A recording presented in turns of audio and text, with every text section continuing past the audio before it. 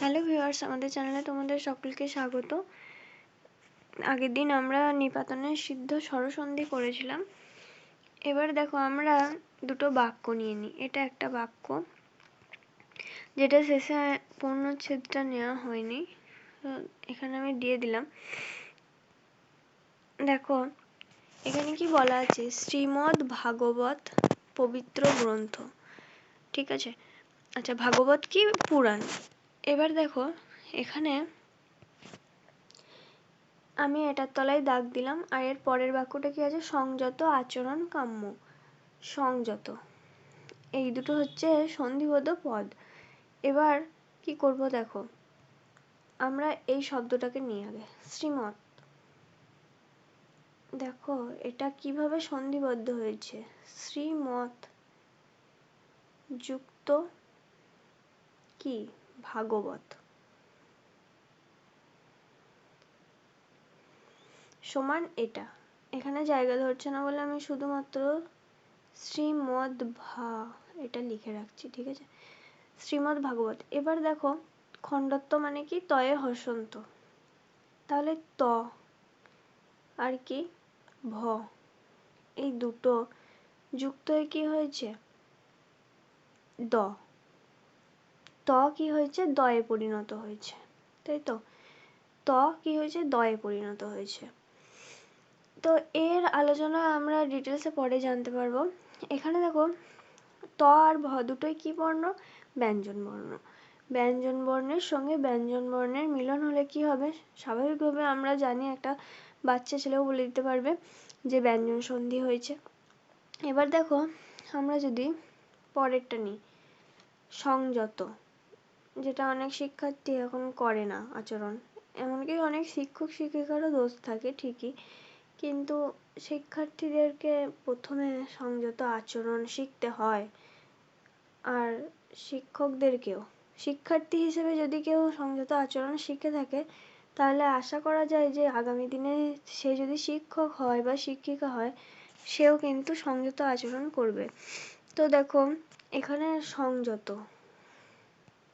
সংযত কি হয়েছে, সমযুক্ত কি যত সমান কি সংযত।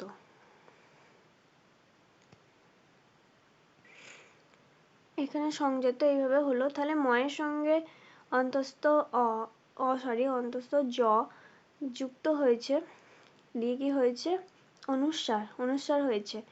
তাহলে এই দুটোই ব্যঞ্জন বর্ণ, ব্যঞ্জন বর্ণের সঙ্গে ব্যঞ্জন বর্ণের মিলন হয়ে কি হয়েছে, ব্যঞ্জন সন্ধি হয়েছে। তো আজকের আমাদের আলোচ্য বিষয় কি, ব্যঞ্জন সন্ধি। তো এখন কি, এখন আগের মতন তো আর সংজ্ঞা মুখস্থ করার দিন নয়। আমরা এখানে কি করতে চলেছি, আমরা যে প্রতিযোগিতামূলক পরীক্ষার প্রস্তুতি নিচ্ছি। তাহলে এখানে, এবং কেউ যদি স্কুলেও পড়ে, তার সিলেবাস অনুযায়ীও কিন্তু এইভাবে সে যদি দেখে তাহলে তার মনে থাকবে। তো দেখো স্বরধ্বনির সঙ্গে ব্যঞ্জনধ্বনি যুক্ত হলে, অর্থাৎ বর্ণ যুক্ত হলে কি হবে, ব্যঞ্জন সন্ধি। আবার ব্যঞ্জনের সঙ্গে স্বর যুক্ত হলে কি হয়, ব্যঞ্জন সন্ধি। ব্যঞ্জনের সঙ্গে ব্যঞ্জন থাকলে কি হয়, ব্যঞ্জন সন্ধি। তাহলে প্রত্যেকটাই একটা করে যেন ব্যঞ্জন থাকে, তাহলেই কিন্তু ব্যঞ্জন সন্ধি হবে। ঠিক আছে, তো এবার দেখো এখানে আমরা কি পড়লাম, প্রথমে স্বর ব্যঞ্জন। তাহলে প্রথমে আমরা স্বরধ্বনির সঙ্গে ব্যঞ্জন ধ্বনির মিলনগুলো দেখি কিভাবে হচ্ছে। তো আমরা এখানে লিখে নিই স্বর যুক্ত ব্যঞ্জন। এবার দেখো স্বরধ্বনির মধ্যে প্রথমেই কে আসে, প্রথমেই আসে অ, তাই তো। তাহলে তাহলে অ দিয়ে আমরা শব্দ খুঁজি। অ দিয়ে কি কি হতে পারে, দেখো তোমরা নিশ্চয়ই পড়ে থাকবে মূলচ্ছেদ,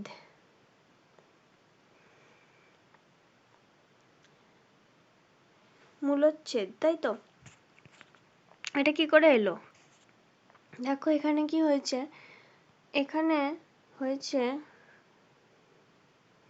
মূল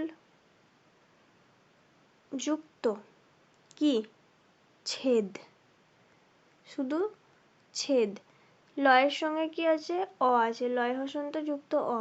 এই অ এর সঙ্গে এখানে কি ছ যুক্ত হয়েছে, দিয়ে হয়েছে চয়ে ছয়ে। তার মানে এখানে হচ্ছে অ যুক্ত কি ছ সমান কি অচ্ছ, মানে কি ছয়ে ছয়ে হচ্ছে। এরকমই উদাহরণ দেখো, প্রচ্ছায়া, প্র যুক্ত কি ছায়া, ছয় ছয় আকার নয়, চ তো পরে আসবে, অয়ের সঙ্গে ছ যুক্ত হয়ে কি হবে? প্রচ্ছায়া, ছয় ছয় আকার অন্তঃস্থ অয় আকার। এবার ছয়ের সঙ্গে যে স্বরধ্বনি যুক্ত থাকবে সন্ধিবদ্ধ হবার পরেও কিন্তু সেই স্বরধ্বনিটাকেই নেবে। এবার দেখো এখানে কি করে হলো, দেখো পয়ে হসন্ত যুক্ত র, হসন্ত যুক্ত অ, তাহলে পয়ের ফলা যুক্ত কি ছ, এই দুটোই যুক্ত হয়ে কি হয়েছে? অচ্ছ, অচয় ছয় অচ্ছ। তাহলে বুঝতে পারলে এটা কি অয়ের গেল।